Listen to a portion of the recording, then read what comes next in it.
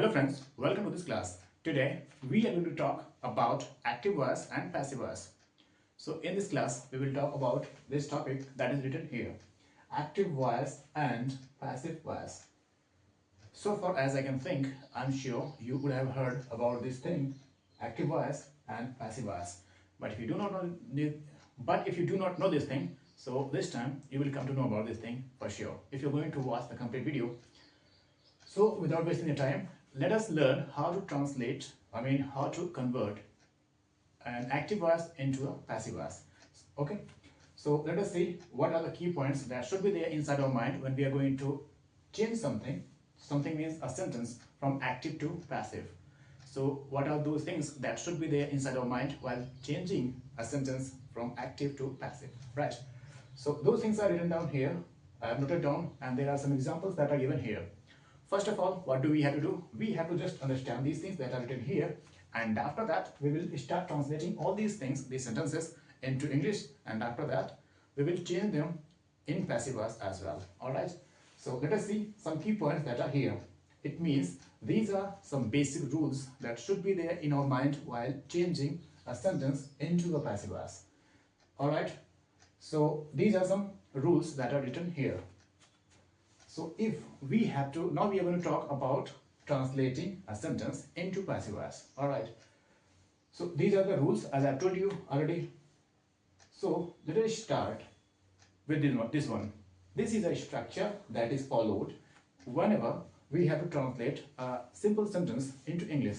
So this kind of structure is followed at that time, right? So it is called active voice, you can say, but I have written only active here and not voice, because writing active voice will take some more time, some more place here. That's why I have not written it here. Alright, and in the same way, this passive is written here, but just think it as if it were this one, voice. It means voice is also added here. You can consider like that. Got it? So this is the structure that is normally followed while translating a sentence into English. And if the sentence is given like this, based on this structure, at that time we have to convert that in passive voice, into a passive voice. So what do we have to do? The subject that will be given in a sentence will become the object of the passive voice, and after that verb that is given in the active voice will come in the passive voice. It means helping verb plus MV third. It means third form of the main verb, and after that this one object, the object of the active voice will become the subject of the passive voice. It means this object will come here and it will start working. After coming here, if this object comes here, after that we have to use helping verb and then main verb. It means third form of the main verb that is written here. Alright, and then by before the subject. Subject which one? This subject will become object in the passive voice. So this structure will be working here. Alright, and after that, these are some other points that are important for keeping in the mind. They should be inside our mind when we are going to translate something. Alright, translate means change. By mistake, if I say translate, so please do not take it to your mind. Please do not take it in a wrong way. Alright, so we have to just change it.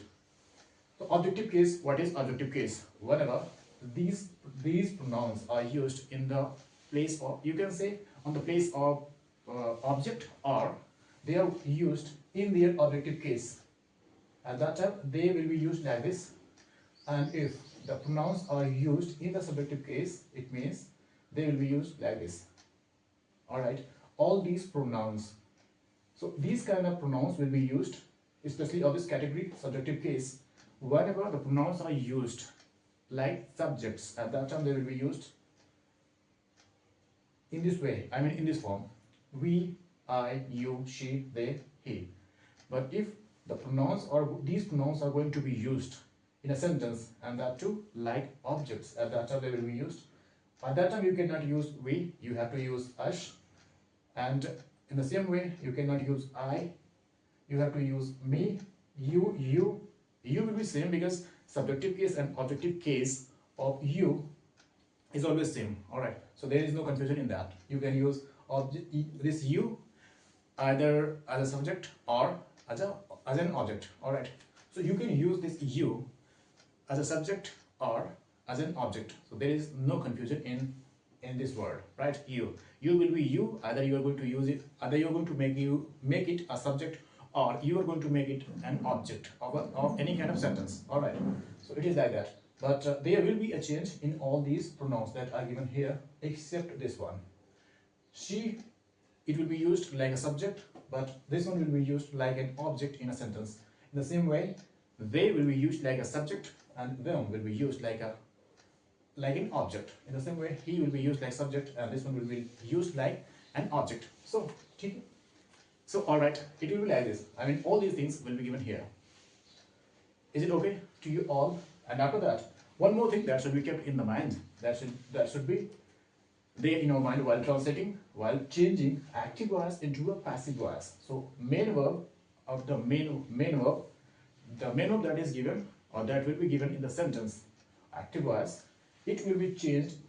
It will be changed into third form. It means the main verb, the third form of the main verb will always be used in the passive voice, right? That's why main verb third form is written here. It means in the passive voice we have to use third form of the main verb and not first or second. All right. So this is also a rule, and this is written here. You can see these things. Only 8 tenses can be translated, can be changed into passive voice, and the rest 4 tenses cannot be changed. They cannot be converted into passive voice. So perfect continuous, all the 3 continuous tenses. Who are they? Present perfect continuous, past perfect continuous, future perfect continuous, and along with these things there is one more tense, that is future continuous tense. So future continuous can also not be changed, cannot be converted into passive voice. All right. So these are some kind of things that are here, and these are some basic things. And there are some tenses that are given here. You can see in active voice. If active voice means if the sentence is given and after that the sentence is in active form, and the helping verbs that are given there, do, does. If do, does are used, it means the sentence is in present indefinite, and you are going to make that sentence, you are going to convert that sentence into passive voice. So what do you have to do? You have to do nothing. You have to keep this thing in your mind, that the helping verbs that you will have to use, those helping verbs will be is, am, are. It means you have to use any of these 3 helping verbs while changing that sentence into a passive voice. Got it? So you have to learn only this much, that's it. And the second one, if the sentence is given and the helping verb of the sentence is any of these helping verbs that are given here, like it may be is, or maybe am, or are. If any of these verbs, helping verbs, are used or given in the sentence, it means you have to convert that with the help of, you will have to convert that sentence into a passive voice with the help of any of these helping verbs. It means the helping verbs that are used here, they will be used here too, but plus being. It means you have to add what? Extra being along with these helping verbs. All right. And after that, if the sentence that you have to translate into passive voice is given in present perfect, you can say, or by looking at these helping verbs you can understand this thing, that the sentence is in present perfect tense. All right. So at that time you have to change that. If you have to convert that into a passive voice, at that time what can you do? You have to just add been, right, along with these helping verbs that are already given here. So it will become passive voice. It can be changed in passive voice with the help of these helping verbs. And according to the subject, you have to decide this thing, whether this one will be used or this one will be used. I'm sure all of you would be aware of this thing, that which one has to be used and to where. Because in the previous videos I have told you about these things, which one will be used with the singular and which one will be used with the plural. All right. It means subjects. I have told you about these things in the previous videos. That's why I'm not telling you here again in detail. All right. So next one. All right. So these 3 tenses that are present, that are in present indefinite, present continuous, present perfect, and the present perfect continuous cannot be translated. That's what is written here, right? And after that, past indefinite. If the sentence of the active voice is given in past indefinite and you have to make that a passive voice, so you have to use the helping verbs was or were. It means you have to use either this one or that one for making the sentence in a passive voice. Alright, so you can change that just like that. And the second one, after this, if in active voice was or were is given and you want to make that a passive voice, you have to convert that sentence in a passive voice. So what you have to do, you have to just add being with this was and were. That's it.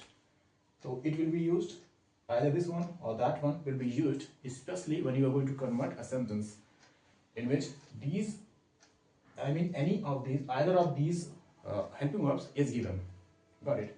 So you can convert that sentence in the passive voice with the help of this one or that one. It means either this one or this helping verb. You can use either of these according to the subject. And past perfect, if had is given in the sentence, that is in active voice, and you have to convert that into a passive voice, so you have to just use had been. You have to add been along with that. That's it. And after that, there are some other. In the same way, future, you can see will, shall is given here, and after that you have to add only be here. That's it. You can convert it easily. And in the same way, will have, if will have or shall have is given, it means if will have or shall have, if they are given in the active voice, after that you have to convert that in a passive voice. So what can you do? You have to just do only one thing. You have to add been, right? And the translation, as you have been doing for this was long term, you can do in the same way. It means the rules of translation will be the same as we have been doing here in the previous videos. Now, one more important thing, that is here, transitive verb and intransitive verb. So what are these? A verb, a main verb along with an object is called transitive verb, and such kind of sentence in which only verb is given but the object is not given, that is called intransitive verb. It means a sentence without an object is called intransitive, and a sentence with a subject, and that is with an object, and that is given just after the main verb. All right. So if the subject is given in the sentence, it means it is a transitive verb, and if the object, listen to this thing, if the object is given in a sentence just after the main verb, it means the sentence is in transitive form, or you can see the verb is transitive verb. And if there is no object in the sentence after the main verb, it means that is intransitive verb. So this is the difference between both these things.